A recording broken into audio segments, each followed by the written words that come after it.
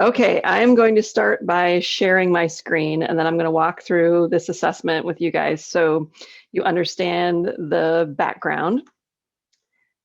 And share screen.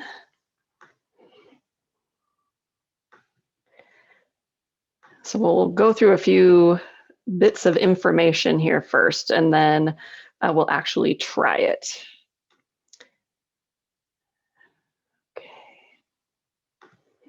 Okay, so it's actually called the sit-rise test. I think I was calling it the sit-stand test, but we're going to actually, you'll have the option after this one to do something that's actually called that.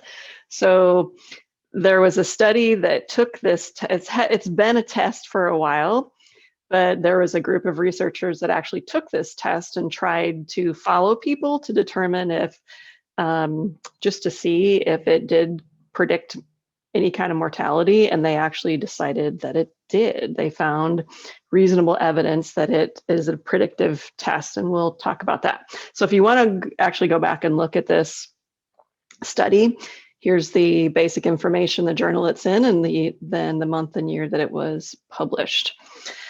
So like I said, when I was emailing and promoting this to you guys, it's very simple. It doesn't require any equipment. You just need a space on the floor. So it's actually, you're standing up and then you lower yourself to the floor and then you get back up again and you score it. And I will tell you how to do that. But they did this with over 2,000 people between 51 and 80. And that encompasses a lot of the people that are in this group. So I think it really applies to, I think it applies to even mid 40s and up, because a lot of people just aren't getting the mobility in their lower bodies that they need. But they're saying that your score predicts survival over time. And that's a really big flippin' claim to be able to make. And a lot of people dispute this test and say you can't really say that. And any kind of research, it's questionable of who it applies to and how deeply it applies and all that kind of stuff, but it makes total sense to me.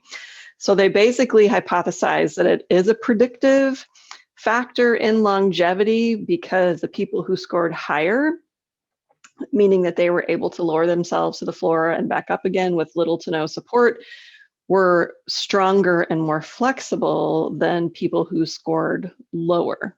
That's makes pretty obvious sense, right? So being stronger and more flexible means that they're likely more active, participating in more of a variety of activities, and they're doing exercises that offer a variety of movement and that are most likely not super linear. Okay, so we're going to walk through it and you get to decide if you feel safe doing it or not. I'm thinking that everybody that's here today is going to feel pretty comfortable with this. So removing your shoes and your socks too, because that makes sure you're not going to slip in the process. Being on some kind of, I've got socks on, so I'm going to take mine off. Making sure that you're on a floor surface that is not slippery. Like make sure you don't do it on wood floor with your socks on, because you could potentially hurt yourself. When you're doing it, there's no extra points for speed, so go really slow. And the point is as you're lowering down, to try not to touch your body, like put your hands on your knees or touch the floor with either your hands, forearms, knees, or the sides of your legs, like your shins or your calves. And without holding onto or leaning onto any object. But I would say if you're at all unsure, then do it the first couple times holding on to the wall or a chair or something, so that you build your confidence, because that can be a big part of this as well. Then lower yourself all the way to the floor, and then you try to do the same thing coming back up again. And it's not just about lower body strength. A big piece of it is about your core strength as well. Okay, so, I'm going to show you guys this, but I'm going to send this out so that you have these pictures so you can refer back to it later if you want to. So here's how we're going to score, and then we'll try it. So each phase, there's a lowering phase, so you're standing, going to sitting, And then the second phase is sitting going to standing. And each phase is worth 5 points.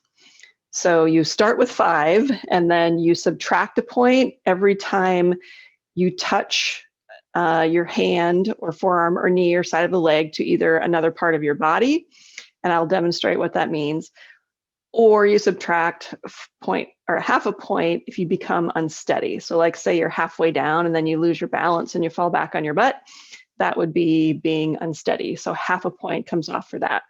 So it's sometimes you don't even realize what you're doing. So if you take a video of yourself or have someone else watch you, sometimes that can be helpful in actually scoring it if you choose you want to do that.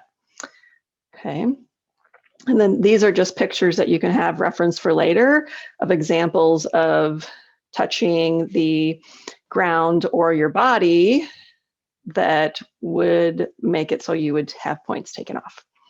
Okay, so I'm going to stop my sharing and adjust so you can see back here. Okay, let me adjust one more time so you can see my head. So in the standing phase, you start by crossing over, one foot over the other, and it doesn't make a difference which one it is. It's whichever one you're most comfortable with. I'm going to turn to the side too. So then you're lowering down, and you can use your arms to help balance you, going into a seated position. Now, an example of things that you would take points off for, if you lost your balance like this, that would be a half a point. If you had to put a hand on a knee, that would be a point off. A hand down here, or a knee, or the front part of your calf down, those would all be points that would come off. Okay, so if you guys want to try the first phase, the lowering down phase, and again, a wall or anything if you feel unsafe. And just go slow so you can count.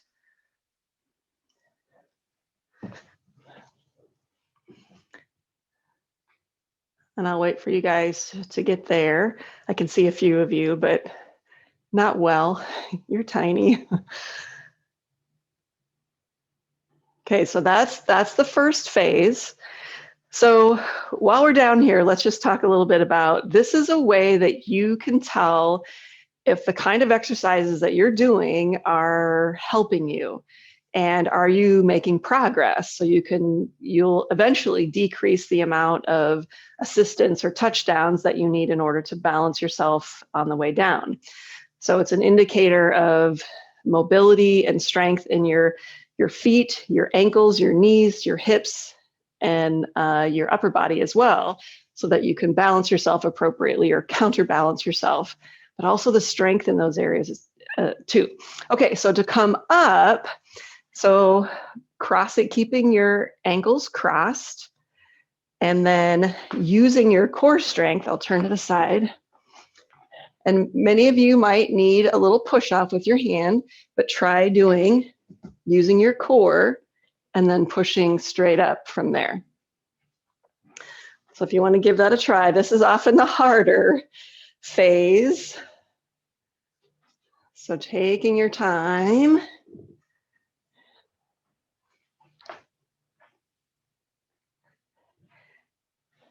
And then coming back up.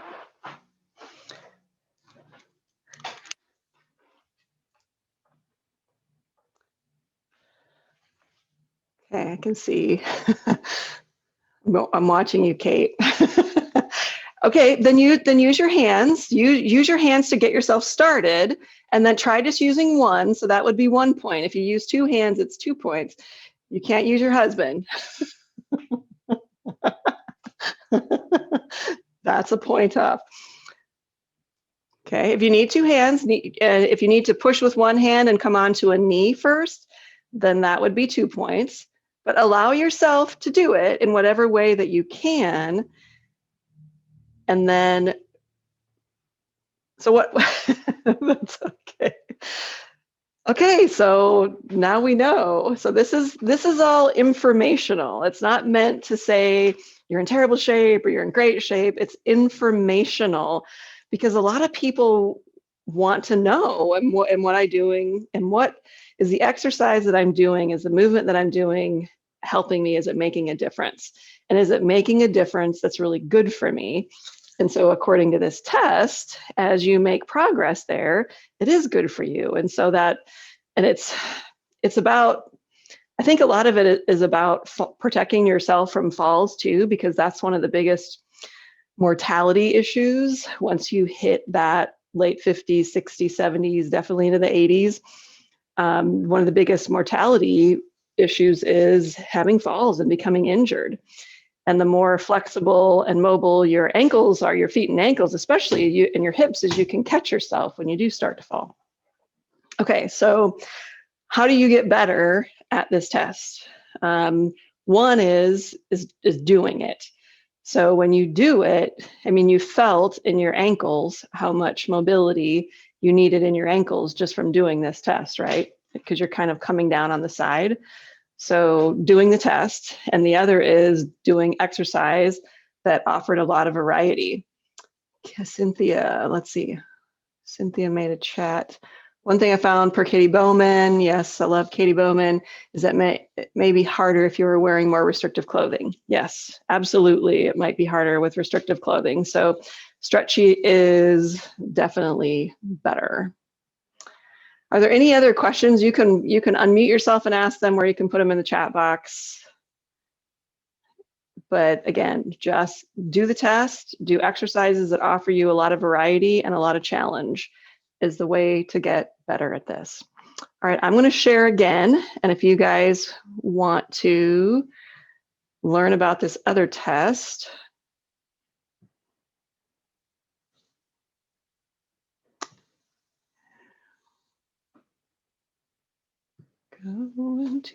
okay. All right, we talked about that. So just another suggestion, next level sit rise skills, and we kind of did this in the natural movement class 2 weeks ago. Every time you lower down to the floor, get into a different position. Like in this test, you lower yourself down and you sit cross-legged, but go all the way down into a laying on your back position, then come back to that cross-legged position and stand up.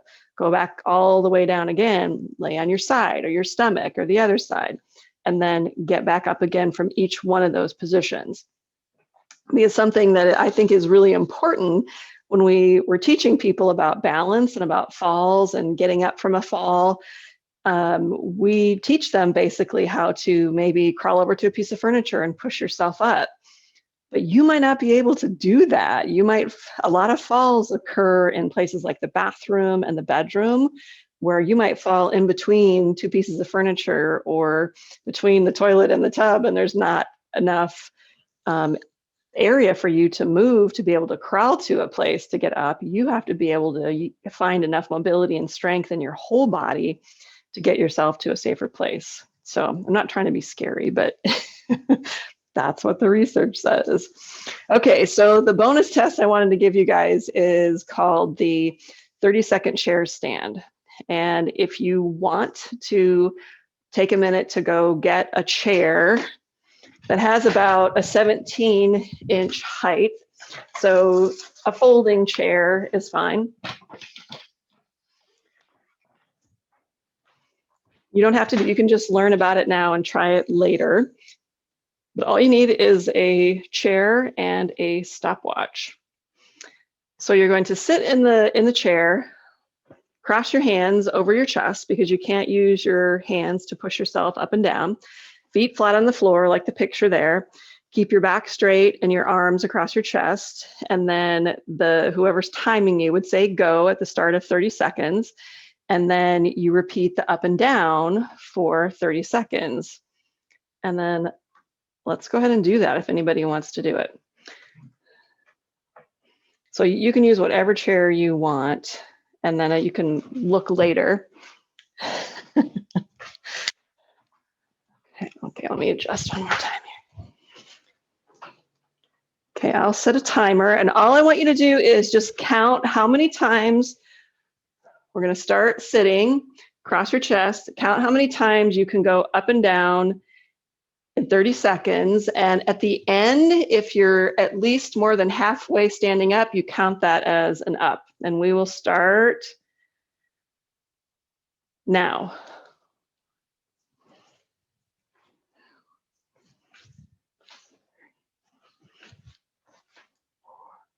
Sit all the way back each time.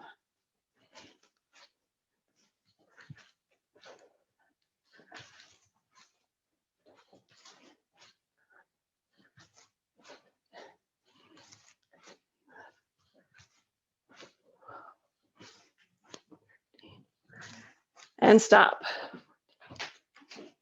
Okay, so just remember how many you had there.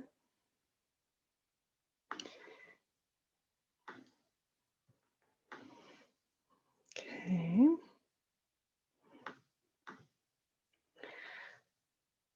Okay, so the standardized, the research has only produced results for age 60 and up.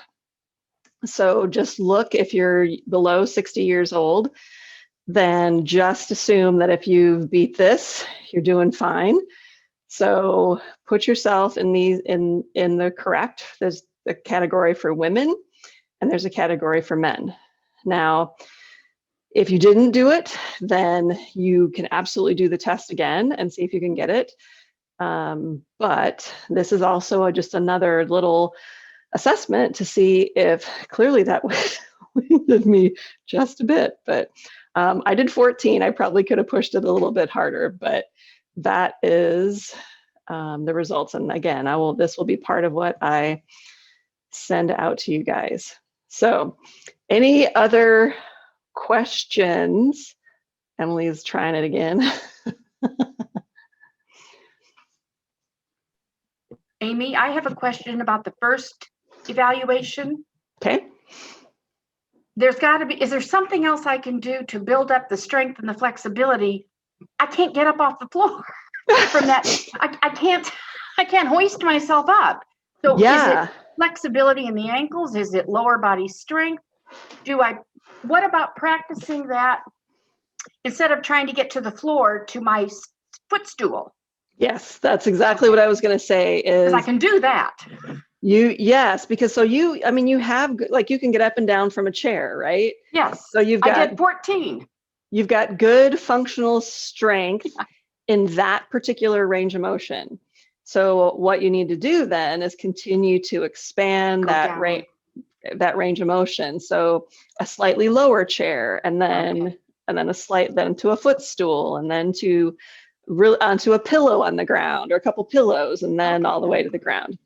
So progressing, and that's same way that we, like in yoga class and the natural movement class, I offer lots of options and progressions, thinking always in that slowly expanding from where you're at. That was a fantastic question. Thank you. Okay, good. Anybody else? Okay. Well, I hope you found that interesting, and feel free to share that information with whoever, but I will send the recording out as soon as it's done with the PowerPoint, and you will have that as a reference for the future. So after a week or so, test yourself again. Actually, test yourself every day, because it's good for you. The exercise test is the exercise. It's one of them that will help get you there. All right. Okay, well, maybe we're going to do the Sunday afternoon stretch at 2, so maybe I will see some of you there as well. If you have any requests for that, let me know. Okay, all right, bye.